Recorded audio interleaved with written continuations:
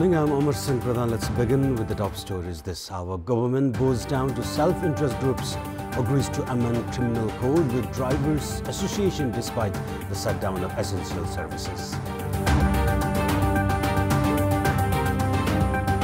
Border security rendered feeble due to lack of coordination between security forces. Killers of a school operator make through a number of security checks with ease. U.S. Deputy Attorney General Rod Rosenstein denies reports that he discussed invoking a constitutional clause to oust President Donald Trump. And Pakistan grabs a 3-wicket win over Afghanistan, while India registered the third consecutive win at the Asia Cup, defeating Bangladesh by 7 wickets. Let's begin with national political updates.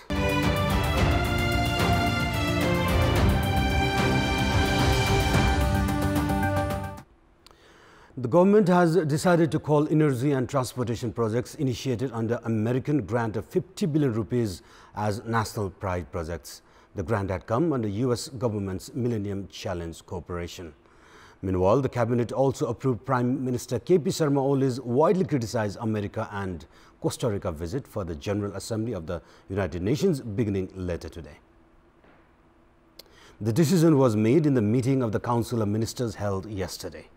The cabinet also decided to give Upper Hydroelectric Company the permit for the Upper Arun hydropower project.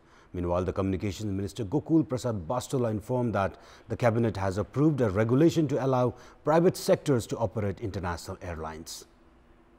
ऊर्जा तथा यातायात क्षेत्रका आयोजना कार्यान्वयनको लागि 2074 मा भएको यो millennium challenge corporation कम्प्याक्टको प्रावधान बमोजिम जसमा अमेरिकन सरकारले करिब 50 अर्ब रुपैयाँ सहयोग गरेको छ।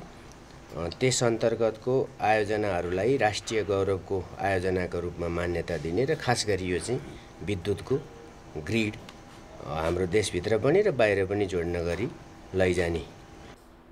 Likewise, the cabinet has also decided to promote Pushkar Kharke Thulerai and Dhiru Basnyat to the post of AIG of Nepal Police. The government has bowed down to a drivers' association found to be halting public transportation for the past 4 days, which was against the law prohibiting strikes in the areas related to essential public services. The Independent Transport Workers Association resorted to protest against the newly introduced provision holding drivers primarily accountable to the road accidents attributed to carelessness. The new law has provisioned up to 20 years of imprisonment on the careless drivers killing pedestrians, which had drawn accolades from different stakeholders for obvious reasons. The government, with the 2/3 majority, however, has ironically forced an 8-point agreement with an Independent Transport Workers Association, which hardly comprises 20 active members. But despite the agreement, drivers involved in petroleum supply are still denying to operate tankers, and the transport entrepreneurs have continued halting ticket booking for upcoming Dasai festival. The transportation strike imposed by public vehicle drivers had compelled thousands of travelers to get stranded midway or at bus parks across the country at a time when the country's one of the biggest festivals, Dasai, is drawing closer. The demand was to amend the recently introduced criminal code. The provision turned out to be somehow harsh against the drivers killing pedestrians and others on the road out of mere recklessness.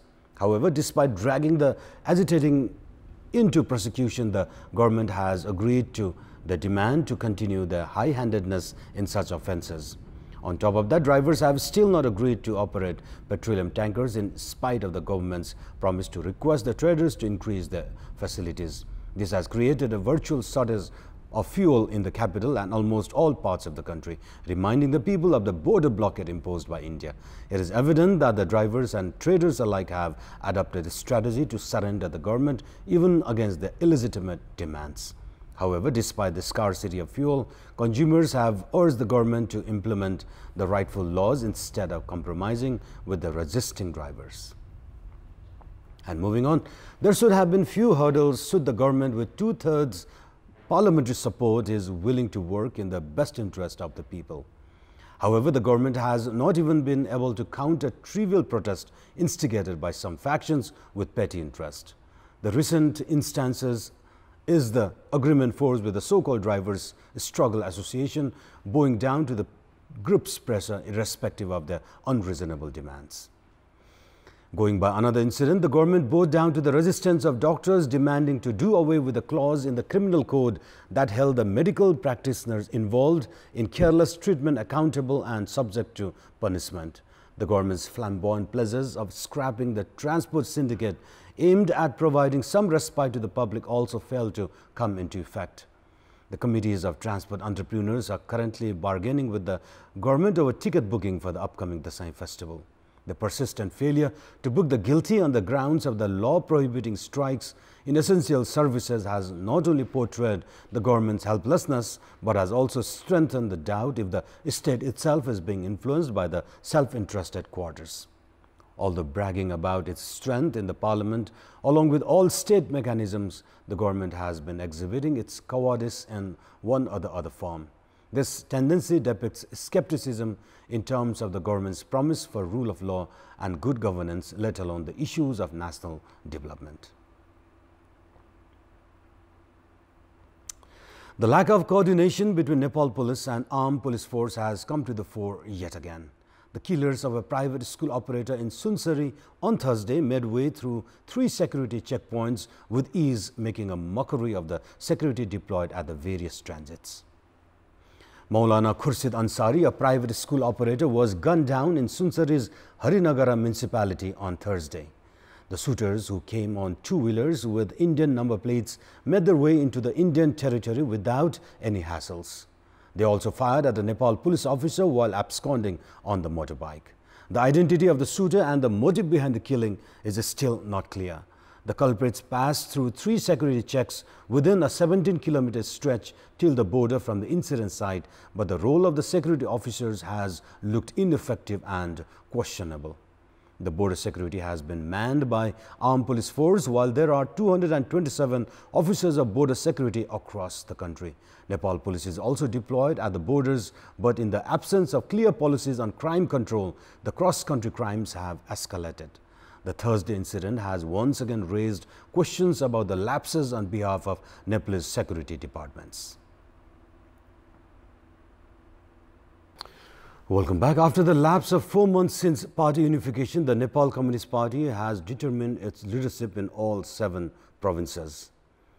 The secretarial level meeting of the ruling party held at the Prime Minister's residence Balwatar yesterday afternoon finalized the joint in charge chairman and secretaries of the provinces.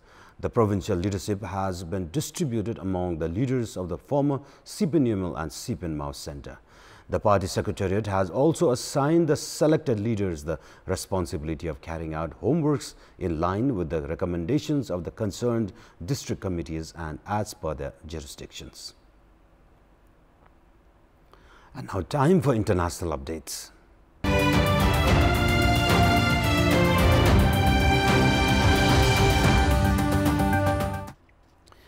U.S. Deputy Attorney General Rod Rosenstein has denied a report that he discussed invoking a constitutional clause to oust President Donald Trump. America's second most senior law official said the allegation was inaccurate and factually incorrect. The New York Times, citing anonymous sources, said that Rosenstein had suggested secretly recording Trump to expose chaos in the White House, but a source told that the comment was sarcastic. Rosenstein is reported to have made the remarks after Trump fired the FBI director last year. The New York Times reported that Rosenstein had discussed recruiting cabinet members to invoke the 25th Amendment of the U.S. Constitution, which provides for the removal of a president if he is deemed unfit for the office.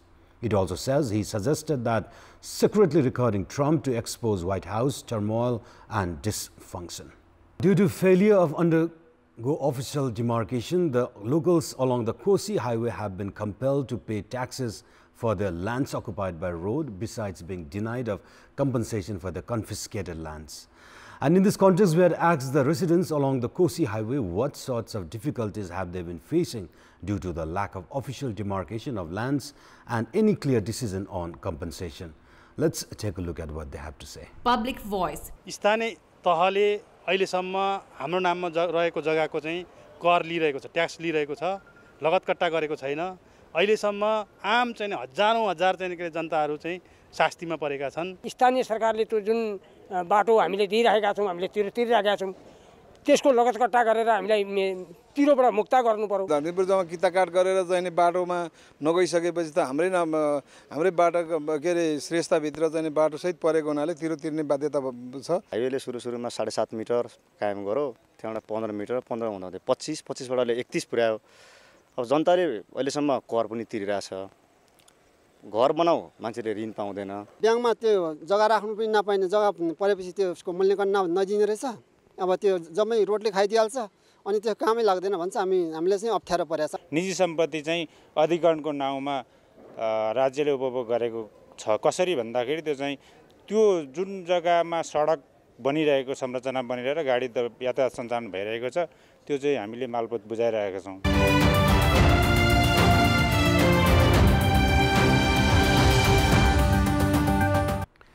And now time for our segment Public Pulse, where you text us with your opinion. Public Pulse. And the question is, what should be done to stop a strike in emergency services? Your options are: option A, judicial punishment; option B, solution through dialogue. The voting for that question is on. Type NAWS, select your option A or B and send it to 34001 to share your opinion with us. And now time for sports update. Sports news.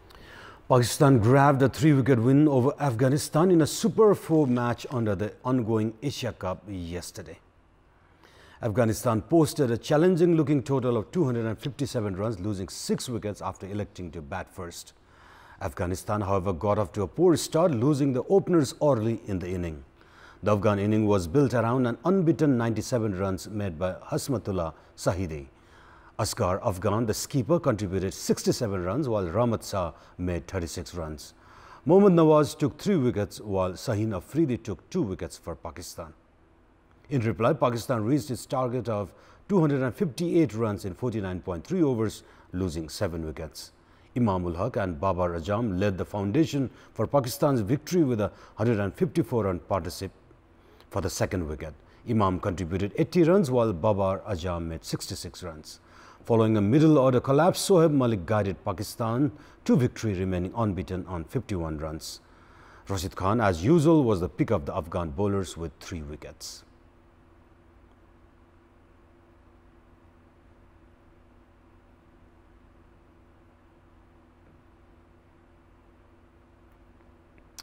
Meanwhile, India registered the 3rd consecutive win at the Asia Cup, defeating Bangladesh by 7 wickets in another Super 4 tie yesterday. Batting first in Dubai International Stadium, Bangladesh was bowled out for 173 runs in 49.1 overs. Indian bowlers once again put up another lethal display, as Bangladesh at one stage didn't look like getting past 150 runs. But an 8th wicket partnership of 66 runs between Mehdi Hassan Miraz and Mushrafi Mortaza saved Bangladesh from complete embarrassment. Ravindra Jadeja was the pick of the Indian bowlers with 4 wickets. Chasing the victory target, India romped home in the 37th over. Rohit Sharma top scored with an unbeaten 83 runs. There are no matches slated for Asia Cup today. In the much-awaited Super 4 clash tomorrow, arch rivals India and Pakistan come face-to-face once again. The other match tomorrow will feature Afghanistan against Bangladesh.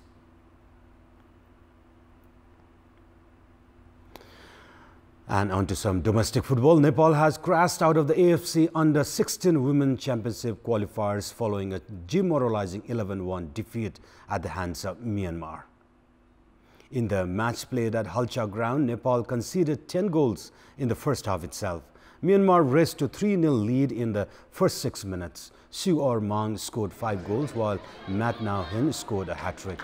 The lone goal for Nepal that came in the second half was scored by Nikita Thokar.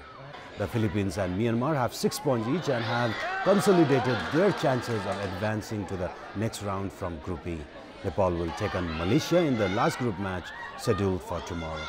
The top 2 teams from the group will qualify for the AFC Under-16 Championship to be hosted by Thailand next year. Host Thailand, Japan, South Korea and North Korea have already qualified for the championship.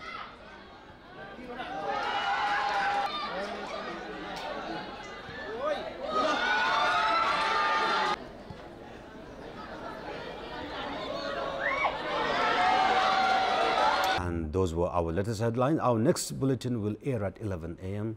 Keep watching Kantipur Television SD for more news and entertainment. Good day.